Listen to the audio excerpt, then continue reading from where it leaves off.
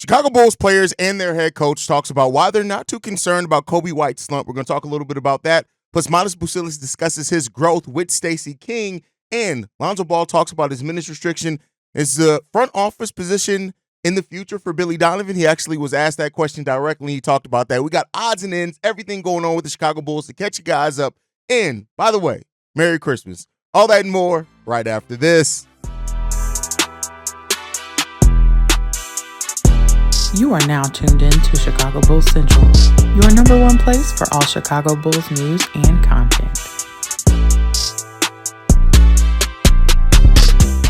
What's going on, Bulls fans? Welcome to another episode of Chicago Bulls Central, your number one spot for everything Chicago Bulls related. I'm the host, Haize, but more importantly, you guys can follow the channel at Bulls Central Pod on every social media platform we happen to be on.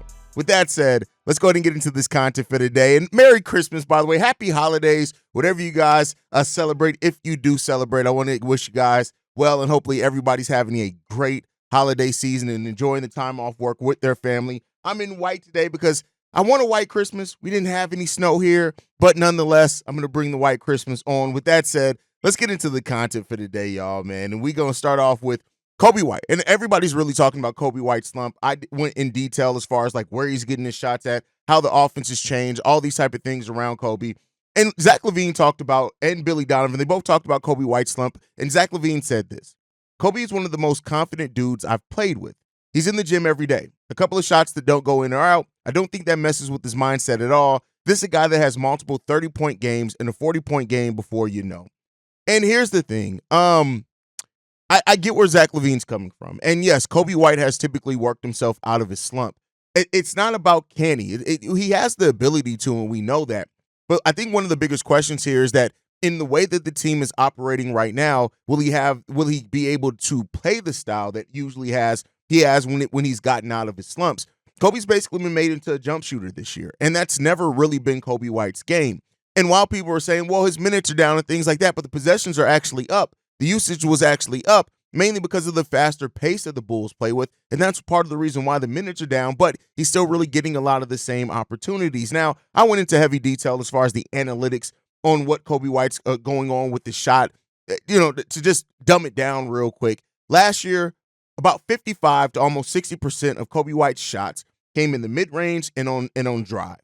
Now, 63% of his offense is coming from above the break threes and corner threes, and their jump shots are catch and shoot. He's been turned into a jump shooter. Now, players can adapt. Sometimes it takes more time than not, and Billy Donovan talked about that with this. He says, I don't want to say growing pains, probably more getting to know each other. The encouraging thing is that the last 5 or 6 games before Giddey's ankle injury I think Josh was really starting to make a positive trajectory because him and Coby were finding a rhythm. And, Billy Donovan, of course, sees more than what we do in practice and things like that. And maybe there were some signs of them starting to find their balance and their rhythm. And that's what the Bulls hope for, right? And so, it's good to hear that, that they're still confident in Coby, and they're still confident in what Coby's ability is and his long-term role on this team. Keep in mind, one of the things that AK and Billy Donovan said in the season opening press conference was that they did not want Coby White's role to change. They didn't want his place in the offense to change. And his role has changed as far as how he gets his shot. His usage is still the same. He's still a big part of that Bulls offense. And as long as he's going to be a big part, we need him to play better. And I know some Bulls fans have said things like, well, bring Coby off the bench. And he's never really been that. And I don't think the role changes for him much in that. He's still going to play about the same amount of minutes. He's still going to be forced to be the same jump shooter because of the style that we play. So I don't even know if moving Coby to the bench really does anything other than, of course, you may just get a better start or maybe get better production, whatever initially. But Coby's still a huge part of the team, and you can't hide that unless you're diminishing his role. And it doesn't seem like the Bulls are really, prepared or have a desire to change Coby's role. There's more of a desire that, listen, we're going to still double down. We're going to bet on Coby because we think Coby White can work himself out of this. And, for some of that, I respect that, right? Because you want to have that faith in your players. You don't want to pull the plug. That's something fans do, right? You don't want a front office and a coaching staff that pulls the plug on a player when they're not, when they're clearly in a slump. But at the same time, you do have to start asking yourself at some point, how much is it hurting the team, right? And that's a question that hopefully they're prepared to answer sooner rather than later. And we'll see what comes of that. Overall, like I've said this many times, even in, talking about Coby White's slump, he has the ability to get out of it. We've seen it, right? Starting off the season, keep in mind his role was the same starting off the season, and he was averaging almost 20 points per game on efficient shooting. And then the slump started. So, and that ankle injury that he suffered early in December, maybe he's bothering him more than we know. We'll see. I'm not trying to throw a lot of bailout to Coby. I'm just more so hopeful that Coby's going to turn it around. That's really what it comes from because, I've talked about it here and on Locked On Bulls. Coby White's played bad. He's been very bad. And so because of that, you really do want to see Coby White be able to rectify some of that. Let's hope it comes sooner rather than later. One of the players that definitely has been growing is Buzelis. When you look at Buzelis's, him and his production so far in the month of December for the Bulls, he's playing way more minutes than he was averaging before. Last couple of games, he hasn't been able to find a way to score, right? And, of course, that can be a little concerning. You look at the last two games, he scored a combined 13 points on 14 shots. You want more from him than that. He even scored the game before those last two games, the third game, the win against Boston, he scored 0. He went 0 for 3. So technically in the last 3 games, he's 5 for 17. So, there's some concern there, but, he's averaging almost 18 minutes per game in the month of December. He was averaging almost double-digit points. He's down to 7.7 now with the last couple of games going the way that it has. He's shooting the ball 37% from the field, 37% from three-point range. But Buzelis said this: I feel like I'm going to be a really good shooter in the next couple of years, but also working with Peter Patton has helped a lot. My work with Peter, we're in the gym every day working. It's not just getting shots up and shooting shots and getting the reps. It's a level of focus when you're shooting. Every shot has to be the same. You have to be locked into every shot. It's the little stuff, ring finger, catching the ball, the way you catch it, the way you set your feet, little stuff like that. It has to be perfect every time. Now, Modest is not the only player to talk about how Peter Patton has helped change their shot. Coby talked about it last year when Coby had his best NBA season. Ayo Dosunmu has continually talked about how much Peter Patton has worked with him. And so Peter Patton, we talk a lot about development and the lack of development done here. And hopefully that story starts to change, right? We've had one full season of Peter Patton last year. And this is his season here as well. And so it takes time over time to really see what a player development department does. But that could be one of the best moves that AK made, is investing in a player development department, right? Is that a team of people that are just focused on how we communicate, how we work with these players to help them be better NBA players. And especially as the Bulls go and look to be gearing more towards younger, right? They're going in a different phase with a younger roster. That's going to be even more and more important. And the work that Peter Patton is able to do there is going to be hugely important for the future of this Bulls team, right? We talk about we want this team to be better going forward. How is this team going to develop its talent? And, that's a huge, important part of it. And so it was good that the Bulls invested in that. And it's good for the work that they've done with Modest. Modest, his shooting is one of the things. His defense has grown. I think and just in the understanding and pacing of the game, we've seen Modest's Buzelis, his defense grow a lot. And I think as long as that continues, right, and that continues to be something where he's getting active at, he may never be a lockdown defender, even though he has the physical makeup to be a really good defender. And, of course, we'll see how that goes. There's still a lot that Modest can untap in his game, shooting-wise, defending-wise.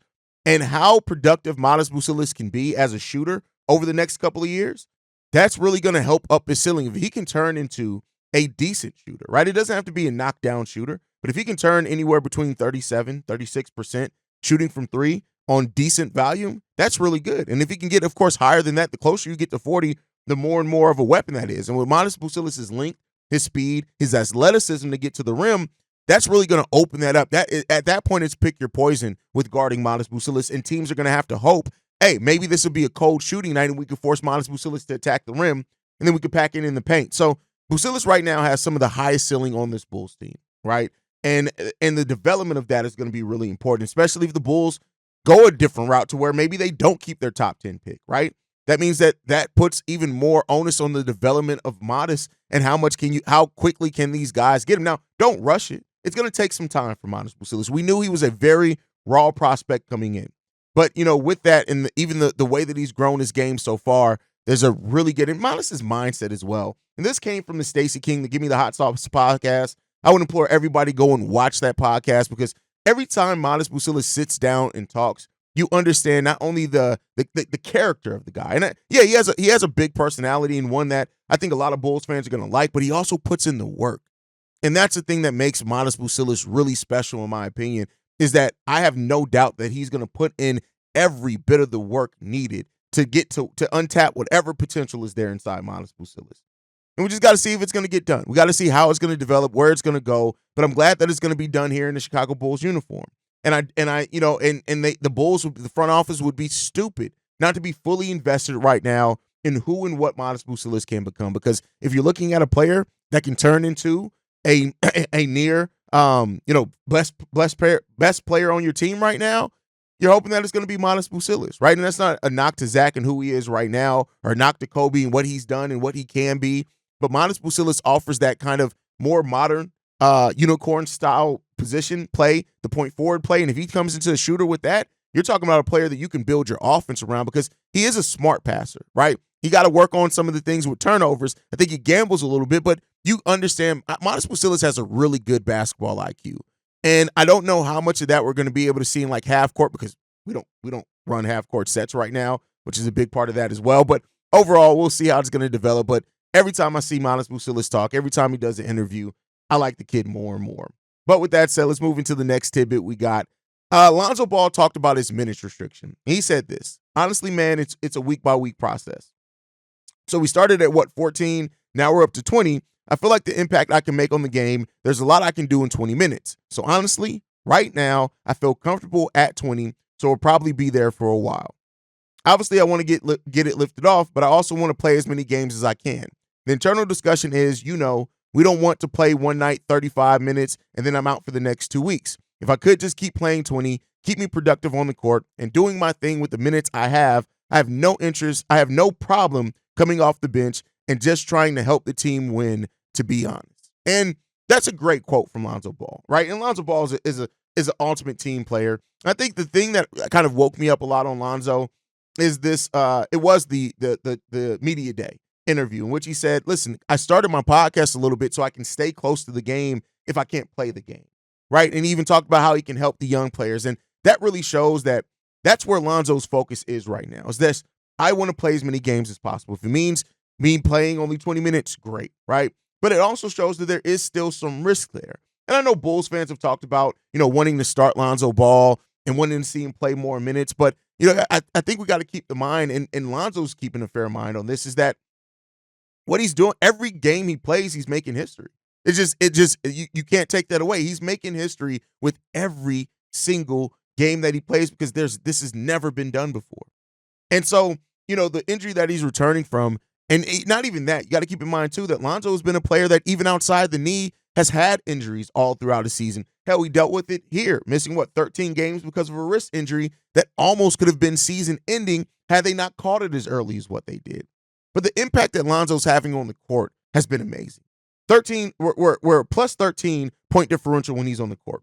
We're averaging 7.7 points more per 100 possessions when he's on the court. Our effective field goal percentage is almost 3% better when Lonzo's on the court, right? Our turnover rate goes down by 3% when he's on the court. Opposing teams are scoring 5.3 points worse per 100 possessions when Lonzo's on the court. Their effective field goal shooting percentage goes down by 2%. These are not coincidences, right? And Lonzo's only played 210 minutes this season, right? 180 possessions, I believe, is what he's played so far this season. And he's having a positive impact for this team. And there's a world in which that didn't happen. So I understand, he is positively impacting the team. And I also understand, because of that positive impact, why fans want to see him start or want to see him play more. And maybe that'll come eventually. But right now, they're being very safe with Lonzo, because as Billy Donovan and as AK have said, it's not just about this season. It's about making sure that Lonzo is able to play outside and beyond this season. And so, the season that Lonzo has already had for the Bulls has been really great, right? When you see him on the court, no, he's not shooting the ball well at all now. I want to be clear there, but he's still having that impact. And it's not always about Lonzo shooting. That's one of the things that makes Lonzo Ball special, is the way that he's able to impact the game in so many different ways, that he's able to always have a positive impact. So even when Lonzo is having a shooting slump, right? When he's having that, he's still able to positively impact the game, because he gets guys involved. He plays solid defense. He keeps his head up, all those type of things. Right now, Lonzo's in a cold stretch as well. He's 4 of 21 in his last 21 shots. He's made 4 of his last 21 shots. it is what it is. He's shooting 27% for the month of December, 25% from three from the month of December. And so, the shooting isn't there, but this is still a guy who's really positively impacting this team, impacting the game.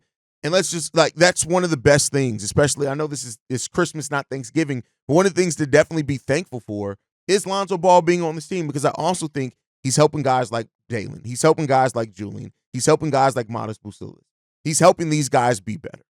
And that is a role that not everybody, especially at being as young as Lonzo is, still at only 27, not everyone fully welcomes that. Hey, my role is just making everyone else around me better and helping these guys get to where they need to get to.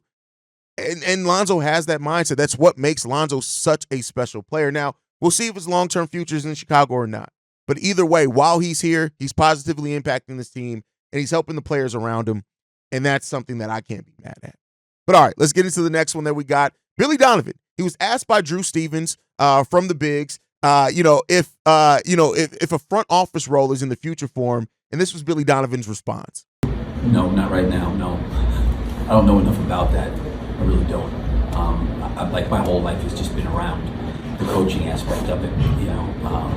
I really don't know enough of that stuff. Not something I wouldn't mind learning about, but I'm probably not equipped to do that. It'd probably be more if it was like a team building situation or evaluating maybe talent or trying to help put together a team, probably. But when it comes to salary cap and all that stuff, it would probably have to be a specific role for me to even be effective or helpful.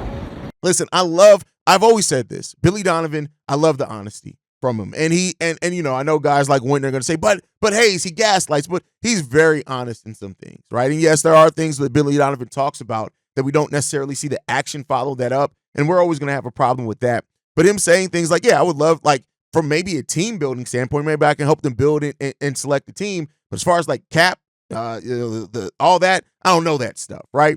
And so, I've been one that speculated that, because of Billy Donovan's relationship with Jerry Reinsdorf, because of his relationship with AK, it's very unlikely to see him just removed from the head coach and fired outright. I do think they may want to bring him in to a role, and maybe it starts off at assistant GM, right? Maybe it starts off at that. Or keep in mind, even if it is GM, AK is so heavily involved in salary cap things, maybe they can teach him that way on the fly. I do still see a future in which it could happen that Billy Donovan moves to the front office. But hey, Billy Donovan said he clearly stated his interest is in coaching, right? And he would love to help build a team, and maybe that becomes he has more of a say in that. I know people are gonna definitely not necessarily have the best outlook on that, right? But we'll see what the future holds for Billy Donovan. I do think at some point, though, that I hope that this front office is open to being, no matter how much they love Billy or not, that they eventually ask themselves this tough question on, is Billy Donovan the guy to develop a young team? Right? If we go younger, because right now we don't have any guarantees that the Bulls actually are going to go considerably younger and trade off Zach or trade off Vooch. We'll see what the future holds there, but I think either way there is, and I'm not saying this is a good thing, but I'm just saying, reading the tea leaves and what we're seeing here and what's been kind of made evident, Billy Donovan's going to be a member of the Chicago Bulls organization for quite a while into the future. And we'll just see where that gets us. But all right, so something that I dropped a video on last night, kind of as just an emergency, kind of let's talk about a video, is that Michael Porter Jr. has come out and said that been told by the Nuggets front office that they aren't planning on moving him, saying this: they've reached out to me and said it's all noise. There's nothing serious going on. They said that they love how I'm playing and to keep being aggressive, keep playing, and that they have no desire to move me right now. He also threw in, but I also know that they wouldn't tell me if they wanted to move me, and he said that while laughing. And here's the thing, right, is that the Nuggets have no reason to tell, hey, Michael Porter, yeah, we're going to move you by this trade deadline, because what if his play slips, right? What if that does get in his head, right? And you don't want to hurt the trade value of a player, right? You don't want that. And, especially with his brother around. Never mind, I'm not going to make that joke. So, you Michael Porter Jr., yeah, it's good that he got the vote of confidence from the front office. That's good. That's great. And there are going to be some people that absolutely look at this and say, hey, the Bulls may have dropped the ball, or maybe the Nuggets decided that they want to keep Michael Porter Jr. because he is playing well for them right now. But here's the other flip side of this. Mark Stein also came out and said this: Diver has also weighed whether it's wiser to trade Porter for two players if the Nuggets indeed decide between now and February 6th trade deadline that they are prepared to part with their organizational favorite. So it is that Michael Porter Jr. is one of the favorites in that organization. You look at it. He's been drafted there. He developed there. He won a title there. He's been there through a lot of stuff, right? And he even said that the Nuggets took a chance on him. But the thing is that I've said it before, a lot is posturing in the NBA. And you don't want to tell your player, you're not going to broadcast, yeah, we're looking to move this and this is the deal. You don't want to necessarily confirm that, even if it has been rumored and it's out there by the mass media, mainly because you give them an opportunity for a team to swoop in and offer more. You get an opportunity for, like I said, it to get in the player's head, and maybe he plays bad or goes on a slump, and the Bulls are looking like you want us to take that and Zeke Naji. There are a lot of things in it. The whole thing with the Bulls and the different Nuggets, here's what I'll say, right? It's very rare that a rumor trade ends up being the actual trade. And while the Nuggets and the Bulls make some sense as trade partners, I would not be surprised if the trade ultimately does not happen between the two teams. Doesn't mean that it wasn't talked about. Doesn't even necessarily mean that one maybe wasn't close. It just, it's harder to get deals done than it's easier to get deals done. And so even if the deal falls through, it doesn't mean that it wasn't on the precipice of happening.